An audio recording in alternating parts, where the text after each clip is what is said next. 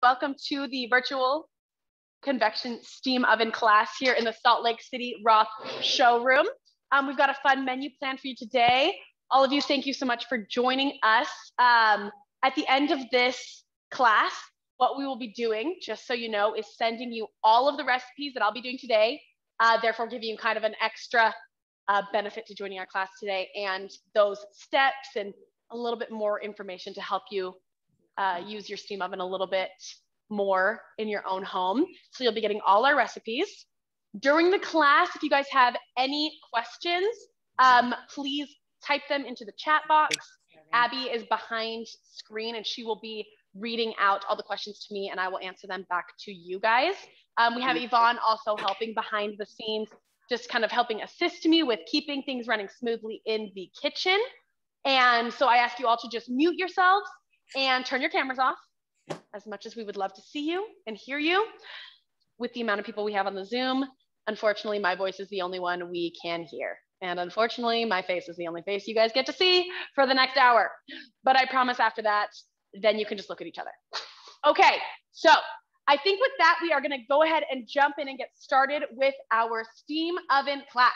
This is meant for clients who already have their steam oven in their home. Hopefully that is all of you. If not, great. Just get to enjoy and see all of the magical things that the steam oven can do. But for everyone else, if you can, after this class today, I hope that you have the desire to use your steam oven tonight for making dinner, or maybe making lunch after this is over. Giving yourself sort of that extra learning key to getting things started, so that you'll watch me, listen to me, hear all the information, and then go ahead and utilize it, put it into action, and it will really help you to understand your steam oven a little bit more. So that is my homework to you guys. Hope you guys all use your steam oven tonight. If you have any questions after the class, you can always reach out to us here in the showroom or to any of our other showrooms that we have around the country. Roth has 5 showrooms with 5 fabulous chefs, all happy and wanting to take your questions and help everyone kind of learn to enjoy their steam oven a little bit more. All right, with all the logistics out of the side, let's go ahead and jump in. So steam ovens. I've got 2 steam ovens here that I'm gonna be utilizing in the class, showing you in action what this amazing appliance can do. Before we start talking about how to use it, I wanted to mention a few important things, because there might be some of you out there who have your steam oven in your home, but you've never actually used it. So the first thing to note, your steam oven will come with 2 racks, okay? A perforated pan with the holes in it, and a solid pan, no holes in it, okay? Your steam oven will come with all of these items. You do not need to keep them all in the steam oven to work it. Pull out everything you don't need, basically. In general, we keep 1 rack in the steam oven at a time, and then if needed, we add more, okay? Our steam oven here, like, let's see, I think, yeah, I only need 1. So your steam oven will also come with a probe thermometer. The probe thermometer is a fabulous way to ensure that when you're cooking certain meats, you cook them perfectly. That you make sure they are done when the interior temperature is at the correct place. You don't go off a timer. If you've got a beautiful beef tenderloin and you want it to be cooked perfect medium rare, you can't just set a timer and hope for the best. You need a probe to get inside that beef tenderloin and know exactly what's happening and when it reaches that perfect 131 degree internal temperature, okay? This long skinny side is what goes into the food. You want the whole thing covered, because if you only stick this much into the food, this is going to get confused between the temperature of the oven and the temperature of your food. So the whole thing needs to be covered. This short stubby side actually goes on the side of the oven. You can't really see it here, but there is a little flap and you flick that open and the short stubby side goes right in. Make sure the whole stubby side is fully inserted, or again, it won't work properly, okay? This, we also just wanna let you know that you do not ever wanna wash this in the dishwasher. Wash it by hand. Very simple, just soapy warm water, dry it off. So that is our probe, comes in the oven as well. Oh, I should mention, because I'm sure some of you out there have both steam oven and a regular full-size oven, both come with probes. They look similar, but they are not interchangeable. The lighting and color you can't really see, but this one is blue and this one is black. Blue does not work in steam oven. Blue only works in the full-size ovens or the ranges. Black works only in the steam oven. Think black goes with black, and the inside of your electric ovens, full-size, are blue. So blue goes with blue. All right, enough said about that. There's one more step before you can get started utilizing your fabulous steam oven, and that is the all-important, what is steam made out of? Water. You guys are going to need to fill the water container. So on your steam oven, there is a, well, to turn it on, I guess I can mention, any button will do. You can literally hit off and your steam oven will turn on. Okay, so any button will turn the steam oven on and get it activated and going. To open the water container, there's a little button here that says water. Hit that. This pops right out. Take it, and you're gonna fill it with regular tap water. Now, this is kind of low, but I'm not gonna fill it up right now because I wanna show you guys what happens if it runs out of water during cooking. There's no problem with that. I'll show you. You just keep on cooking and we will add water then, okay? So this is the water container. Once you fill it with your tap water, you just push it back in, okay? I mentioned tap water. Yes, you can use filtered water. Yes, you can use soft water. For those of my clients out there who live in Utah, we've got very hard water. So most people have whole home water softeners, totally fine. The only waters you don't want to use in your steam oven are reverse osmosis or distilled. Those two waters, the steam oven cannot read that there's any water in the cavity. So it will not work if you try to use those two waters. No reverse osmosis, no distilled. All the water is really fine, but we just use tap water, okay? All right, so now that we've got all that, let's go ahead and start talking about cooking, mostly why all of you are here, I'm sure. So there are quite a few different modes in your steam oven. And those modes, you need to be able to understand to cook things appropriately and to cook things a little bit better, okay? So I'm gonna go through each of those 5 main modes that are on the home screen. And then there are additional modes that can be found within your steam oven in the more button. Today, we aren't really gonna cover those because there's too many modes to cover, but I'll probably mention 1 or 2. We're focusing today on the 5 main modes on the home screen. And the first mode on there is the steam mode, okay? So that is what I'm going to be utilizing first and foremost. We are going to be making polenta. So if any of you, if I could see your faces, if any of you were here in my class, I would ask how many people have ever had polenta or made polenta before. A lot of people have, and they all agree that making it is not the most fun thing, because usually to make good polenta, you have over a stove, boiling water, you slowly pour in polenta while whisking continuously, and then for the next 45 minutes of cooking, you're stirring continuously, like the whole time. And that can become a bit tiresome, we'll say. So this steam oven method of cooking your polenta, honestly, you may just start cooking it a lot more often because it's so easy and it is hands off. So what I've got in here was 1 cup of stone ground polenta, beautiful fresh polenta. And I, with that, add 2 teaspoons of salt, a little bit more than I would add if I were doing, let's say, rice or something, okay? The polenta does need a little bit more salt. And then, as you saw, I just added a bunch of water. So to 1 cup of polenta, you will add 3, I say, a slightly overfilled 3, heaping 3 cups of water. Added that here, I'm using just like a simple 8x8, 9x13 dish that you can use. And then you're gonna go straight into the oven, okay? That simple. Now, what we're gonna do is Abby's gonna zoom in so you guys can see exactly how the steam oven actually functions, because this can be the trickiest part for people is figuring out how to use the interface. So Here we are at our steam oven, okay? You guys can all do this later. To turn it on, you'll remember any button. So I just hit enter, and we've got that main home screen. It will come up at the quick start mode. From there, we have all of our 5 different modes with pictures included. We love the pictures on the steam oven. First mode, as you can see, it says steam, and that is the mode that we are going to use. So as you notice, everyone, this is not a touch screen.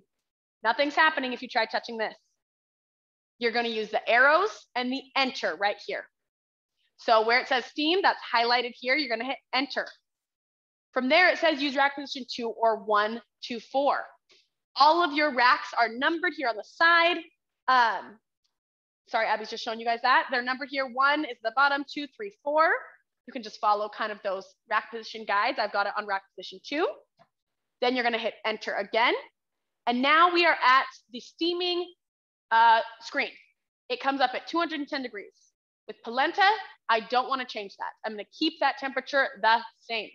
If I wanted to change it, I would hit enter, and then I would adjust my temperature accordingly to what I want.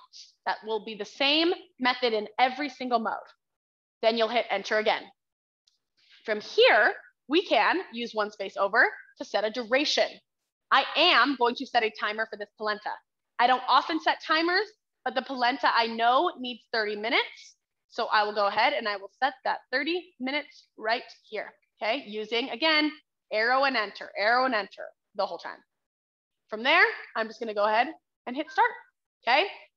Now, I got that going, so while that is cooking, I'm gonna start sort of explaining to everyone how that steam mode is working and other fun foods that you wanna cook on steam, okay? Because there is so much you can do with that steam mode. We love the steam mode. It is not just for steaming vegetables. Honestly, that's what people think it is. And I'm like, no one really likes steamed vegetables that much. As soon as you learn what this guy can do, your whole world kind of opens up. So steam, it's exactly what you think. It's steaming. So as you saw, or if you were paying attention, that temperature on the steam mode cannot go above 210 degrees. That is the maximum temperature because that is where steam evaporates. So if we go, oh, well, I guess I already have to add water. Sorry, pause what I was saying. You guys saw, if it runs out of water, this pops open and it dings at you. You don't have to open, thank you, Yvonne. You don't have to open the oven door, which is important. If that had gone a little bit longer, let's say we were halfway through cooking, you don't want to open the oven and lose all the steam and all the heat to fill the water. With our oven, perfect, thank you. With our oven, you don't have to.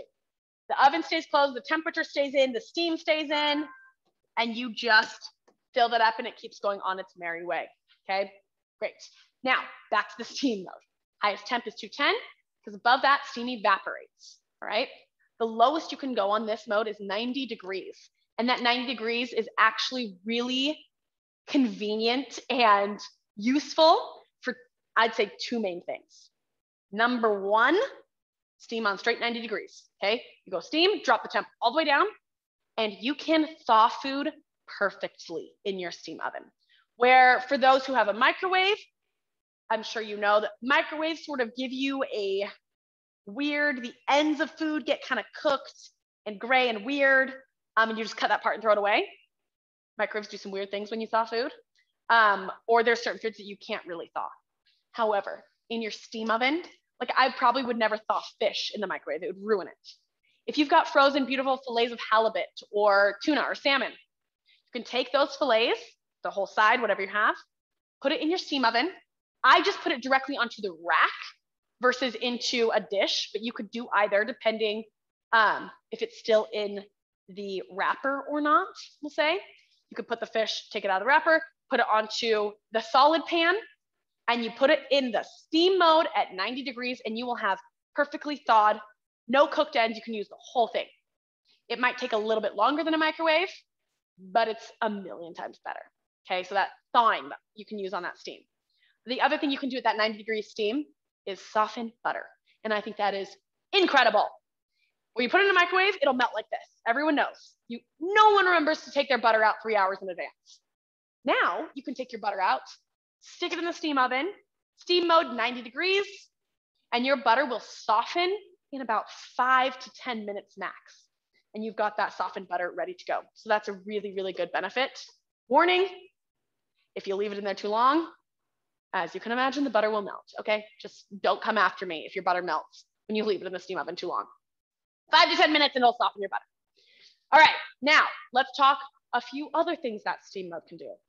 You can cook polenta, as I'm showing you here, which is really, really neat. I'm not gonna have to take it out and stir it.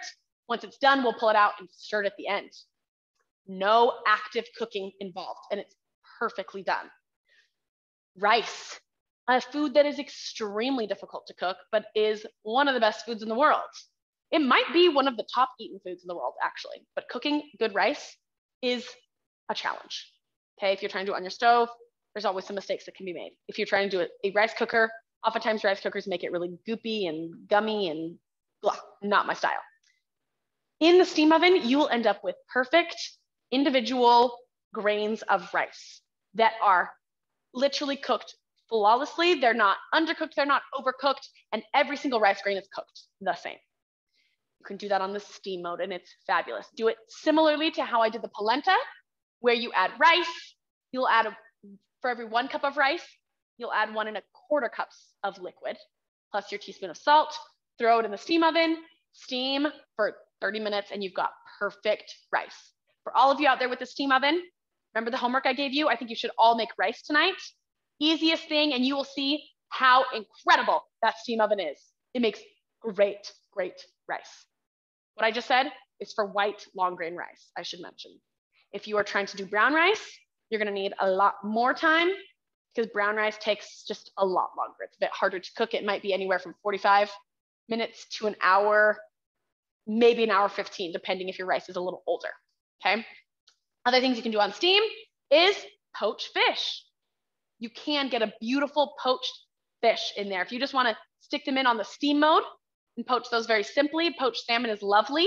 If you wanna add a little flavor, you can use that solid pan and pour in some wine. I think that's what I did last month on the steam oven class.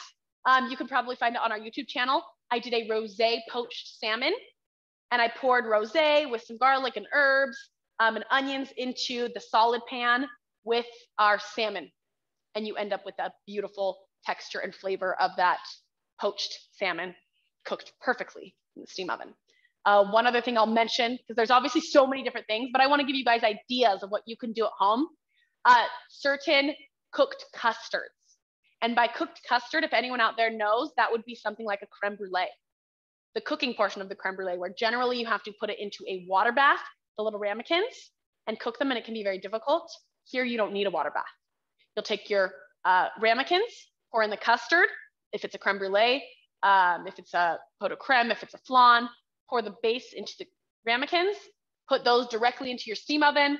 You can use the perforated pan, and then you can steam them at 190 degrees, and you'll end up with perfectly cooked custards without having to worry about a water bath, okay? So that is kind of a overall general idea of that steam mode. I think that steam mode is fabulous, and it's worth talking about all the different things it can do besides steaming vegetables, which it does very well. If you want steamed vegetables, go ahead and do that tonight as well, okay? Any questions so far on that mode? Doing good? Okay, awesome.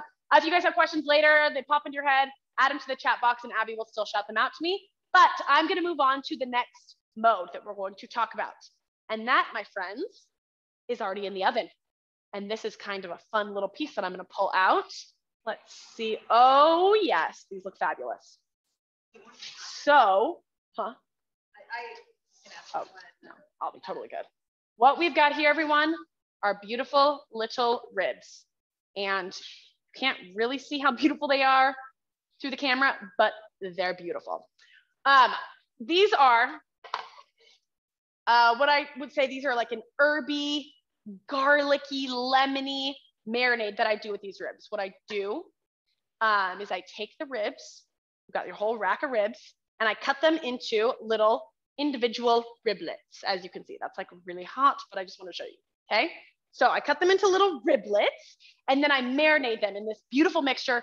Like I said, tons of garlic, red onions, tons of oregano, lemon, and some vinegar and olive oil, some red pepper flakes, just a lot going on in here. And then I let that marinate overnight if you can, a couple hours, and I take the ribs. And I don't know if any of you out there have cooked ribs before, but they can be difficult. They're easily dried out. They're easily cooked so that they can become tough. And no one really wants tough ribs or dried out ribs. Usually when you cook ribs, you have to cover them with foil so that no moisture escapes and cook them low and slow. What I can do because of my steam oven and this specific mode that I utilized is, I'm actually gonna turn this oven on to another mode, is I can cook my ribs without any lid, any foil or anything. I can go straight into the oven, and this mode is going to retain the moisture and sort of circulate it. As I pulled this open, I don't know if you guys noticed, but all that steam came out, but I was not injecting any steam into the cavity. So what I did is we marinate the ribs, we put them on this, it's the solid pan, and I just covered it with a layer of foil so that making cleanup a little bit easier. And then we select Convection Humid. So that is one of those 5 modes on that home screen. The Convection Humid mode does not add any steam. However, how it works is it closes off the vent in the top of the oven. By doing that, we're sealing in everything in that little oven cavity. So it's sort of the same as putting a lid on a pot or foil over a tray of ribs. We're getting that same braising style method without having to worry about actually putting a lid on or covering with foil, okay? Now, anyone, and again, because I can't see any of you, I don't know if any of you have cooked ribs before, hopefully you have. If you have, you know that when you cook ribs in the oven, low and slow to get them tender, then generally you'll take them and throw them on the grill to finish or under a broiler to get them nice and crispy. Here, because that Convection Humid mode does not actually involve a cover, we are able to get, and again, you probably won't really be able to see it from there. I'm gonna pick up one that's not gonna burn my fingers. You can kind of see that it does get browned. You do get that browning and caramelization, where if you do it with tin foil covered, they sort of are a grayish, weird, underwhelming color, we'll say. Here, we do get a little bit of that browning because it's not covered in foil. So we get that low and slow texture as well as that browning. I almost feel like just to drive this point home, I should show you guys how tender these are. So I'm gonna pick this up, hopefully not like burn my little fingers, but you guys can see, oh, it's really hot. It is peeling right away from the bone. With my fingers, no knife, no fork, nothing. Burned my fingers off for you guys, but I had to show you that it really, really is doing such an incredible job, okay? I'm gonna go rinse my hands real fast. That's our Convection Humid mode. Great for braising, any sort of low and slow cut of meat, whether you're doing ribs, whether you're doing a big pork shoulder, whether you're doing a chuck roast, or here, do you want this? And then we'll throw them under the broiler to get them a little extra crispy right before we serve. Or you could do something like short ribs, any of those foods that need a little more time and need to retain their moisture to get tender and soft and sort of start to fall apart. That is what that Convection Humid mode is doing for us. One other type of food that does really, really well in that Convection Humid mode is cakes. I'll say those batters that have a lot of moisture in them, fabulous for Convection Humid. With a cake, with a quick bread, which would be something like zucchini bread, or, oh, we're getting into pumpkin bread season, muffins, those sort of batters do very, very well on the Convection Humid mode. And that is because, again, we're not adding steam to that batter mixture, but it's going to help prevent the cakes and the muffins from drying out and overcooking and getting really, no one likes a dry cake, but it's very easy to overcook cake and make it dry. So that Convection Humid mode is fabulous, fabulous, fabulous. It's like a safety against dry cakes, okay? So yes, we have a question. These ribs that I did, and again, it depends on which type you did. The ones I did, again, we will send you the recipe where they're just the cute little riblets. Those take only about an hour and 15 minutes okay? And that is because they're just cut into individual pieces. If I did a full rack of ribs, or you cut your rack of ribs in half, so you've got, you know, half racks of ribs, I'll take anywhere from 3 to 4 hours. So I also should mention, like I said, in cooking, there's no one answer most of the time. There's always a lot of answers and a lot of explanation. Ribs I did today, little riblets, they were baby back style and cut into individual pieces, about 1 hour and 15 to 1.5 hours. Full racks of ribs on baby backs, about 3-ish, 3.5 hours.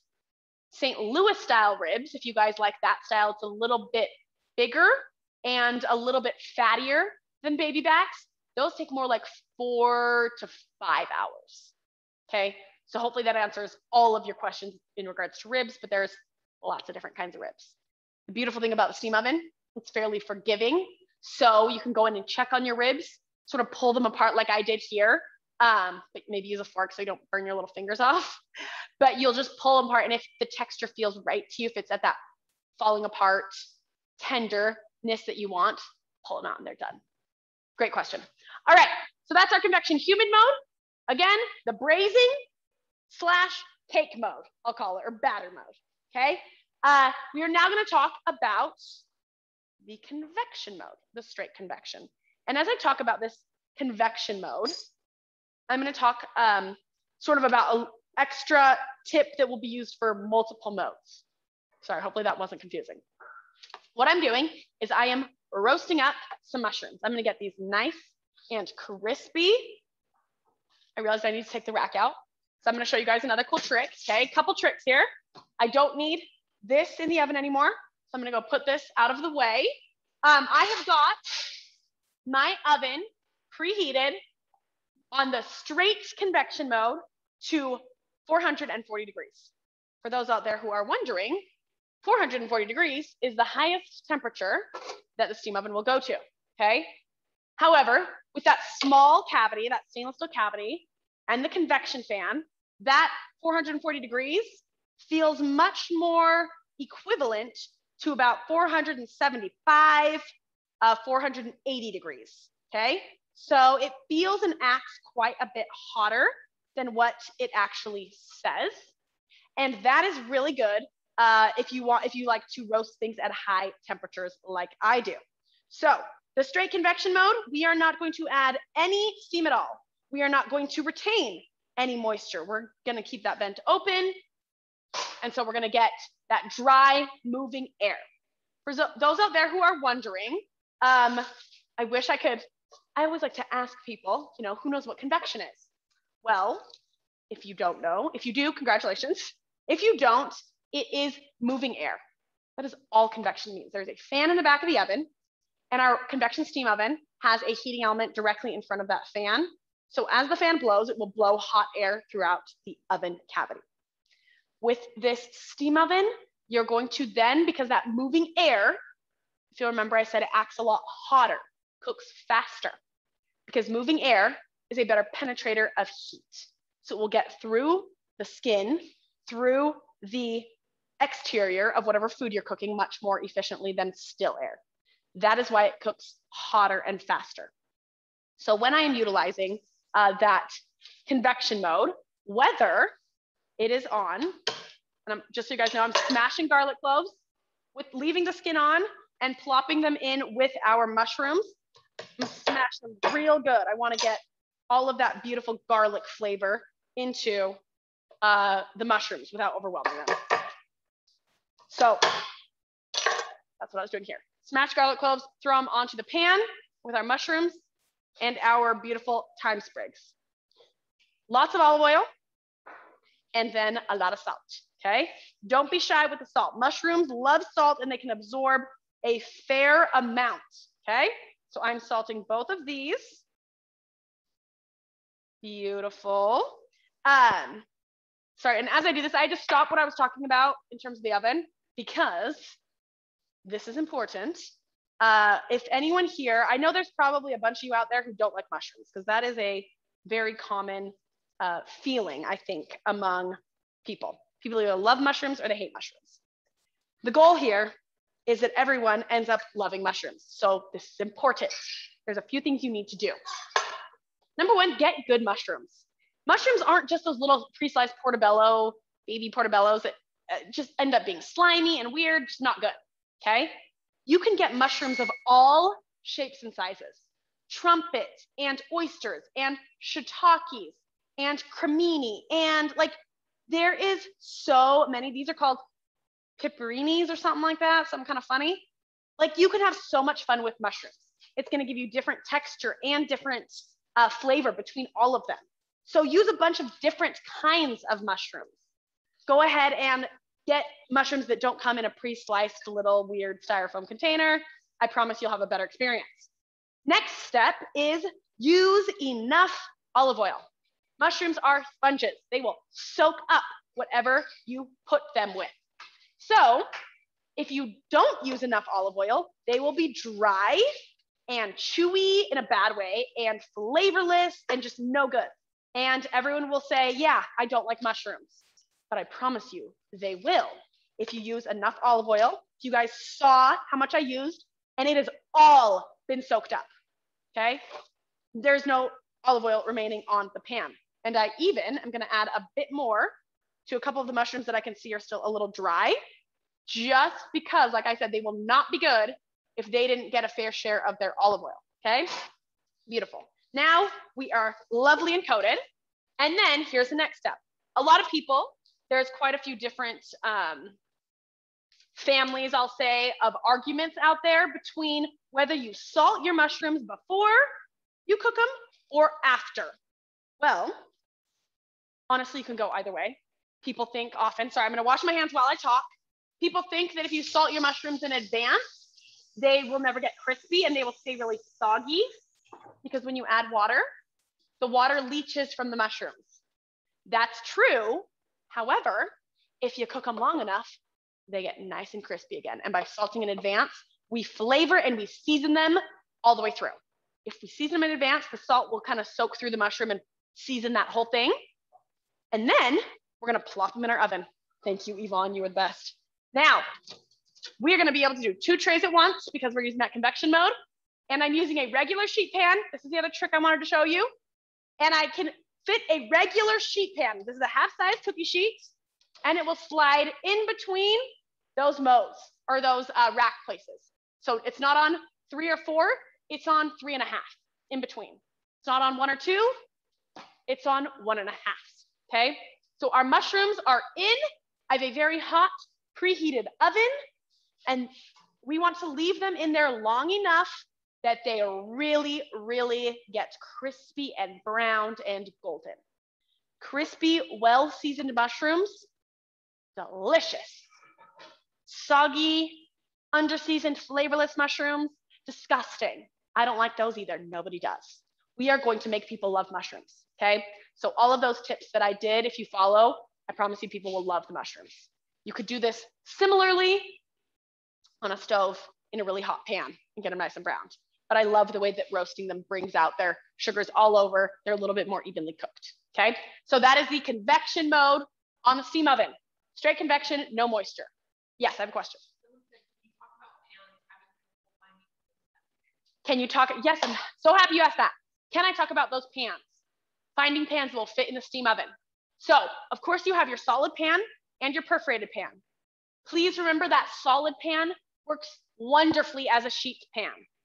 If I wasn't showcasing how you can fit those other sheet pans into your oven, I would have just used the solid pan because it's a little bit bigger, which is really nice because I can fit more mushrooms and it slides right into the oven. If you want to use sheet pans, and again, you're using those nice half-size sheet pans, that's what everyone has at their homes.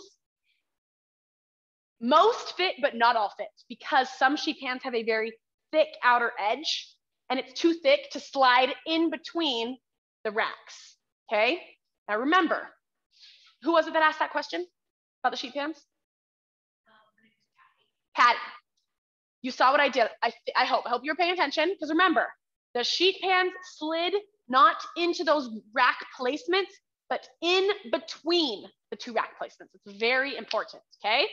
So that's tip number 1. Tip number 2, you can't get really expensive, heavy duty, hefty sheet pans that have those really thick ridges. So we get ours from Costco. Just go to Costco, get a bunch of those sheet pans.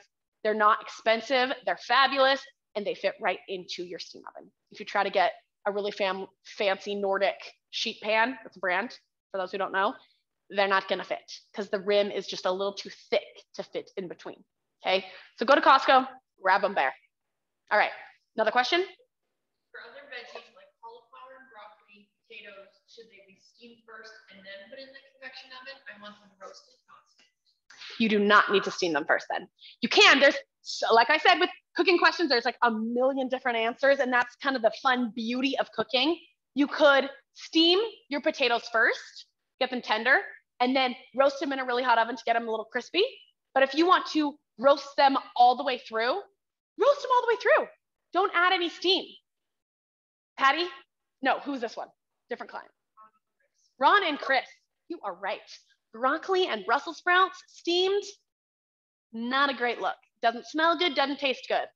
Roasted, crispy, browned, caramelized, broccoli and cauliflower, delicious. So what you'll do, similarly to what I did here, treat all of your vegetables pretty much the same in terms of roasting. Don't combine them. And what I mean by that is don't roast your broccoli and cauliflower on potatoes on one sheet pan. Put your cauliflower on a sheet pan, put your potatoes on a sheet pan. Separate them because they cook differently. Toss them in a bunch of olive oil, some salt, whatever other seasonings or flavorings you want to add. Preheat your oven all the way up to convection, 440 degrees, and roast them up, and they will get nice and browned and crispy. You can toss them partway through. I'll probably need to toss my mushrooms halfway through just to make sure that they're all getting browned everywhere.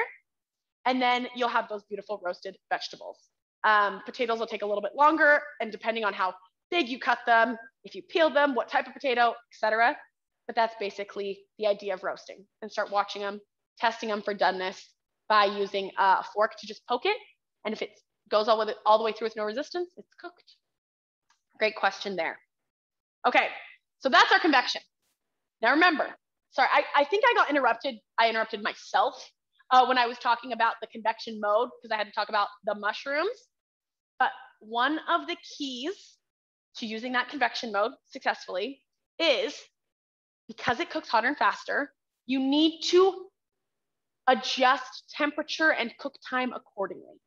So let's say you're following a recipe, not any of the recipes I've set here because these are accurate, but if you're following a recipe and you want to use your steam oven instead of a regular oven that it would call for, you will drop the temperature that the recipe calls for about 25 degrees.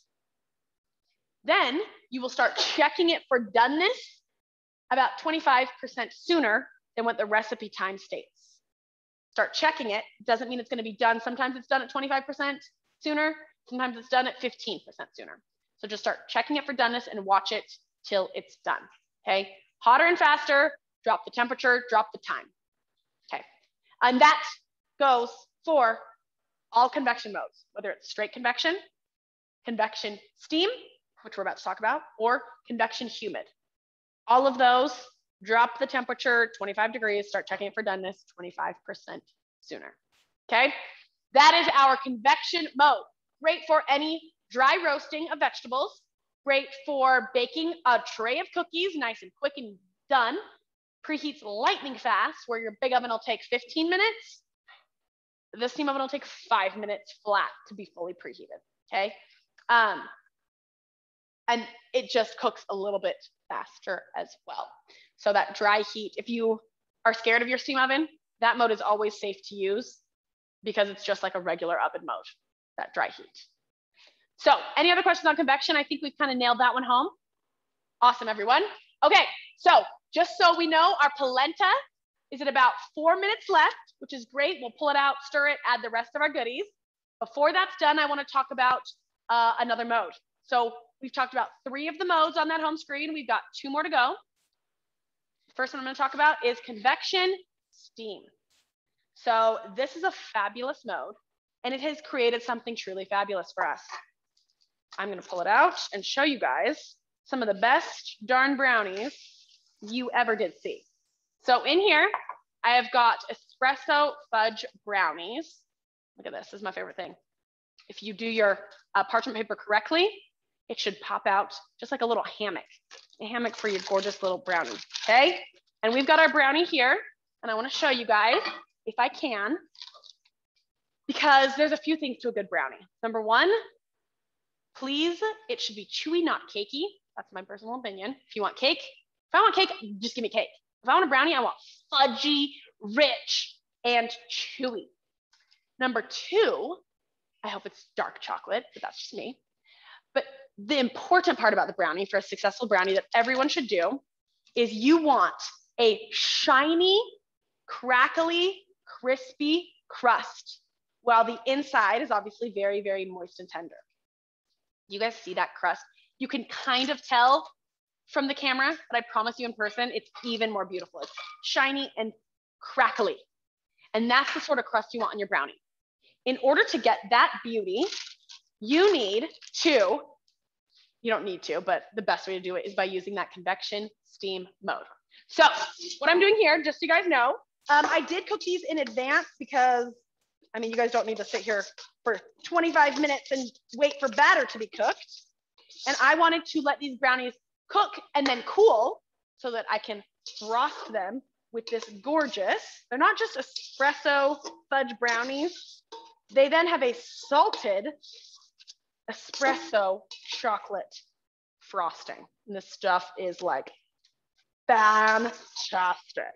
We could eat this stuff with a spoon. Actually, I think everyone here did have at least a spoonful of it. Abby ate the whisk, and the whisk is about this big, just huge. And Yvonne had a nice spoonful. And I licked the bowl basically before I cleaned it. So I'm spreading this gorgeous frosting over a brownie. And I'll say this, the brownie is definitely good enough. You don't need the frosting. I promise you, a good brownie doesn't need frosting. But when you've got frosting that tastes like this, no brownie isn't going to benefit from something as good as this is. So I've spread that gorgeous frosting over the top. You can go as thick, obviously, or as thin as you would like. And then we are going to let this sit for the rest of the class. And then we're going to slice it up. Oh, there's one more thing. Oh, thank you, Yvonne. Oh, good idea. Yeah, you can kind of see. I'm like lifting it up. You can see that layer of beautiful, beautiful frosting. To finish it off, everyone, I'm gonna use my favorite ingredient, salt. This is a flaky, beautiful salt where sometimes the flakes, oh, I can't tell if they can see it or not, but that flake is like as big as the center of my palm. Can they see it? Can you see that? Giant flake of salt, okay? So we're gonna use beautiful, this is a Malden flaky salt. Sprinkle that all over the top because espresso and chocolate are, if espresso and chocolate are besties, salt and chocolate are soulmates. I'm telling you, they are so good together. So that's what we're gonna do. And I don't know if you guys can see that finished product with the beautiful frosting, the flaky salt, and the rich brownie. Thank you very much. So we'll let those sit for a minute before we slice them. Our polenta is dinging at us. Yvonne, there's extra frosting. We can stick it in the tub, save it, do whatever we want with it. All right, so before I talk about the convection steam mode, sorry, I just have to hit off. The polenta is perfectly cooked. Oh, sorry, that's where you want to get your facial, everyone, by the way. Get that nice steam bath on your face. I'm gonna just leave this. I turned it off and I opened the oven so the steam escaped because I want to finish talking about the convection steam mode before we finish our polenta. All right, now convection steam. Remember that now, actually, I don't think I've even said anything about it. The convection steam mode is not dry convection. It's not just dry moving air. It's obviously going to add some steam. So unlike that humid mode that's just blocking off the vent and retaining moisture, this mode is going to inject steam into the cavity. By injecting steam into the cavity in a high heat environment, like 440 degrees, what we just did, you're going to end up with this environment that you get bursts of steam that evaporate fairly quickly. But that steam does two things. It helps to cook your food through more evenly, because again, as well, I should mention, as moving air, convection is a better penetrator of heat. Steam is even better. So here's dry air, moving air, and steam. Just gets through the food barriers and cooks them all the way through much, much, much quicker. So that steam is going to help cook food more evenly and much more quickly, but it also is going to retain a lot of that moisture and a lot of the sort of nutrients in the food, because the faster foods cook, the more nutrients they retain. As that steam comes in and helps cook more evenly, quicker, retains moisture, you're also, again, evaporating fairly quickly. And as it evaporates, it sort of pulls extra steam off the surface of whatever food you're cooking. Case in point, example of the brownies. Think about it. Because of that steam evaporating, we were able to get that extremely shiny, crackly crust. Moisture in the center, crispy on the outside. That same method will work for anything you want. Moist on the inside and crispy on the outside. Think roast chicken. Think mac and cheese with crispy breadcrumb toppings. Think of a potato gratin. Moist and tender on the inside, crispy on the outside. That convection steam mode is fantastic. That mode is, for my people who asked earlier, I think Chris and Ryan or something, Chris and Ron, whoever you were, roasted potatoes on convection steam mode are fantastic because you get that tenderness from the steam, but the outside stays very, very crispy and roasty toasty, okay? So that's our convection steam mode. Again, treat it 25 degrees lower, 25% sooner than what your recipe would state, okay? Any other questions on the convection steam mode? Great, it is a fabulous mode. We can now pull out that polenta, and I'm gonna show you how we finish it. We're pretty much almost done with all of the incredible foods, but you guys, look how incredible that is. Beautifully cooked polenta. Oh my goodness, creamy. It is honestly the perfect, you guys can see that just by the way I'm stirring it. It is gorgeous, okay? This is one of the things about the steam oven I think is unbelievable, phenomenal. So I give it a nice good stir, and as you stir, it starts to sort of thicken up a little bit more. That's what we want, because that's how we are going to get that really, really creamy consistency. It's already very creamy. And now I can add my butter. This is beautiful, Irish, gorgeous European style butter. It is like, wow, those two, the butter and the polenta are just yellow little sunshine balls. You guys can't even see where the butter ends and the polenta begins. We are gonna stir that together, okay? I don't know, I just really thought that was pretty. No one else did, no one cares. Butter's in, giving that a nice stir. I do about 3 tablespoons for that 1 cup of polenta, and this will make about 6 servings, more or less, depending how hungry you are. Ooh, as soon as the butter hits that warm polenta, the smell, stunning. And then we're going to add one of my favorite ingredients, Parmigiano. So I'm adding probably about a 1/4 cup of Parmigiano. I'm saving a little bit to top at the end, but I want to stir in about a 1/4 cup, 3 to 4 tablespoons of Parmigiano, okay? And that's gonna melt right into the hot polenta, giving you just, oh, that smell, everyone, it's fantastic. Giving you such a beautiful smell and flavor. And now we're almost done. 2 more things, actually 3 technically.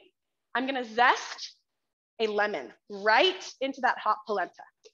This is a really, really, really good trick that I like to use for a lot of different foods. Zest of citrus after it's cooked while it's still hot. You will not believe the smell that I am getting from that lemon zest the second it hits that hot polenta. And I am adding about half of this lemon zest, and then I'm gonna save the rest to top it with right before serving, okay? So, stir that in, and like I said, now we have 2 more quick ingredients.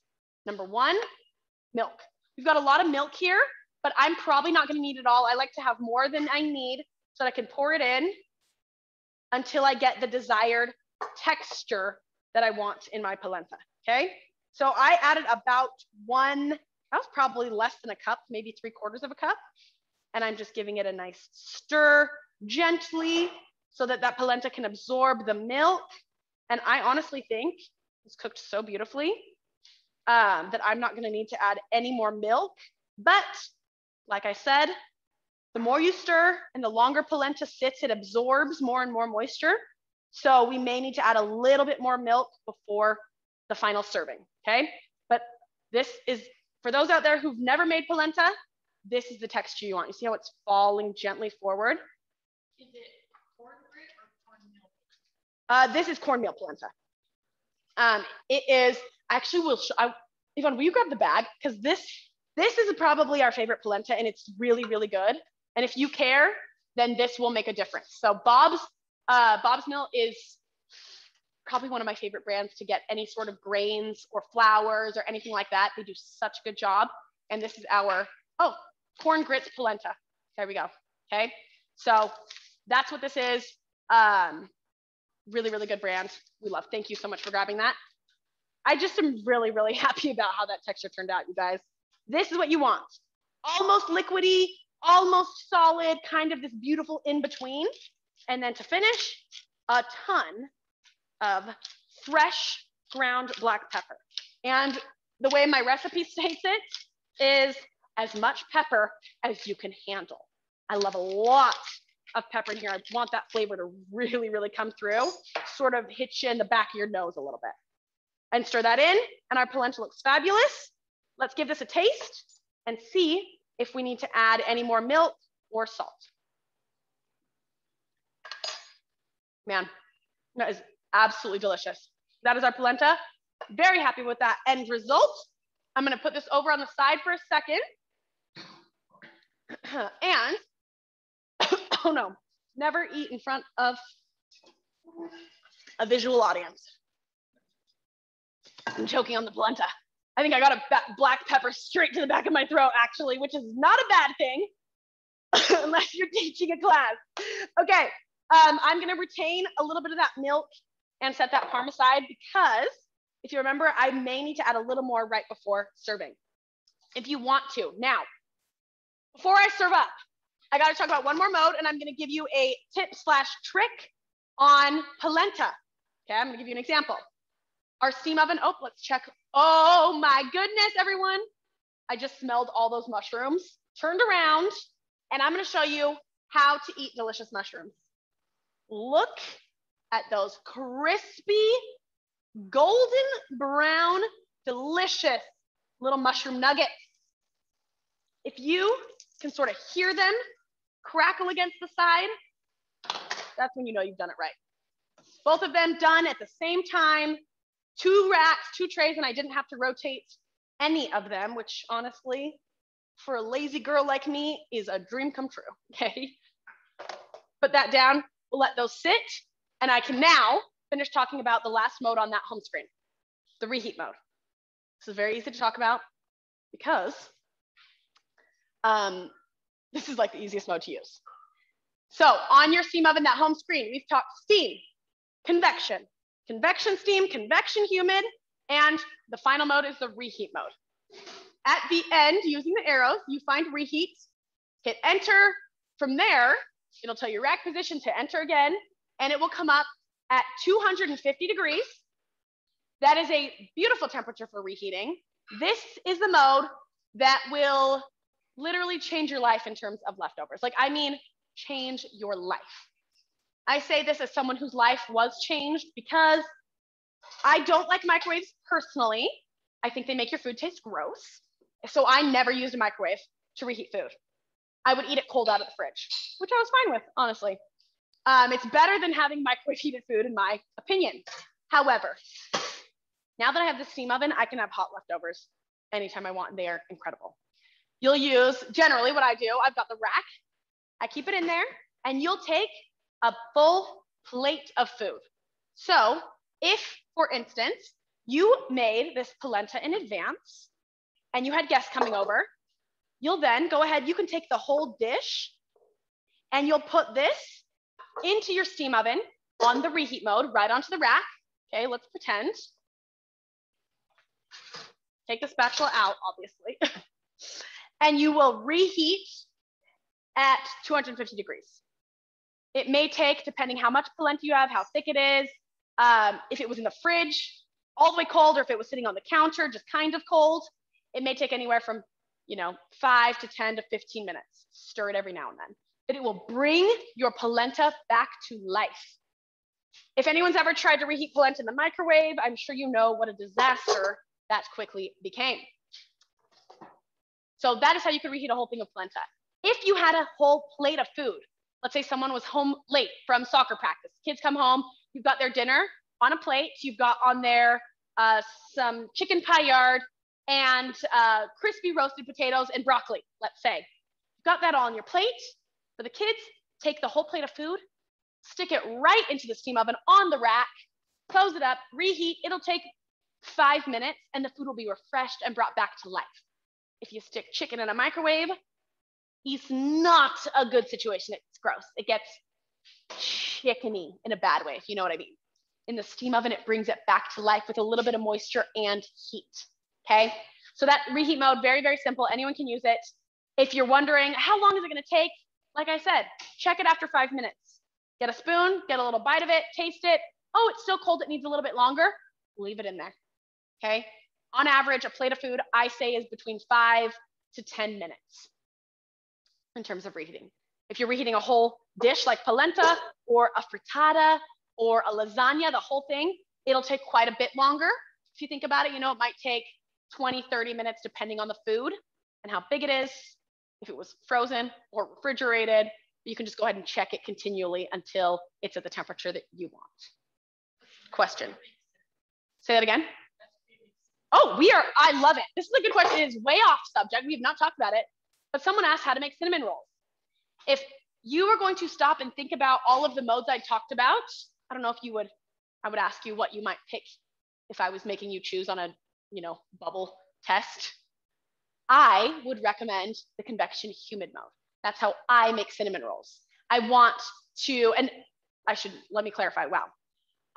Depending on what type of cinnamon roll you're making, I like to make a cinnamon roll with a very specific dough that's not yeasted. It's a biscuit style dough, so it's very tender and fluffy and buttery. I use the Convection Humid mode for that. If I were doing a bready style cinnamon roll, I would use a different mode that I did not talk about today because, as you can see, we've already hit an hour. But this mode we talk about in our live classes, and we've talked about them on our YouTube channel as well. I'll mention it for you for the question.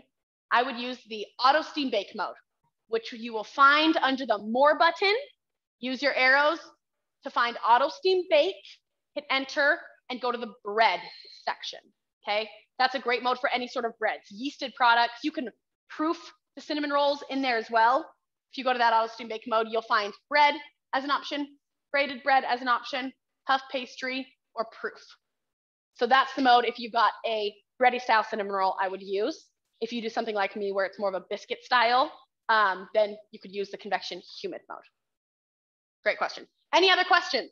We're doing good? Oh, one more. Turkey recipes all over the map. Size turkey for steam oven and how long? Most saying 1.5 hours steam, no stuffing. Yeah, that was long. Turkeys. Patty, my dear friend Patty, guess what? There are a million answers to that question, and lucky for you, Roth, I and all of my other chefs, co-chefs out there for Roth are going to be doing multiple Thanksgiving virtual classes where we will talk about that turkey to no end. We will also be doing a Thanksgiving Q&A a couple days before Thanksgiving so that we can answer all questions about all your Thanksgiving dishes, specifically turkey. I'm gonna give you so in my opinion, that's what you need. Join us for the Q&A session or for a couple of our virtual classes. I have made a YouTube video about turkey. We've got tons of sources for you. For your question now, my quick answer would be roast your turkey on the Convection Steam mode for that crispy outside, moist, tender meat, and don't stuff your bird. I don't like stuffed birds. I think there's a better way to do it, but I would talk about that in my Thanksgiving class. Okay, but I do love that question and that you're excited for Thanksgiving. This needs a drop more milk now that it's kind of set here for a little bit. So I think I probably only used a total of a cup of milk. Give that a nice stir. And again, people kind of like their polenta differently. I like it not solid and not liquidy, sort of a beautiful in between. So what I like to do to serve this, I'm gonna take a nice big spoon and I'm gonna dollop that in the center of my plate. Oh, I got one spill, okay? Then you can kind of, this is the texture you can see, I can shake it and it evens itself out. So I'm sort of giving that a beautiful little divot. What I'm doing right now with the spoon is giving it a little divot in the middle because I am going to fill, let's see, I'm just gonna wipe that off with my thumb. Thank you. We gotta clean our plate off, everyone, okay? So we've got our beautiful polenta in the center of the plate. How we are going to finish these off is we're gonna take those gorgeous, thank you, crispy mushrooms. Oh my goodness sakes. Can you guys hear that? Crispy, love.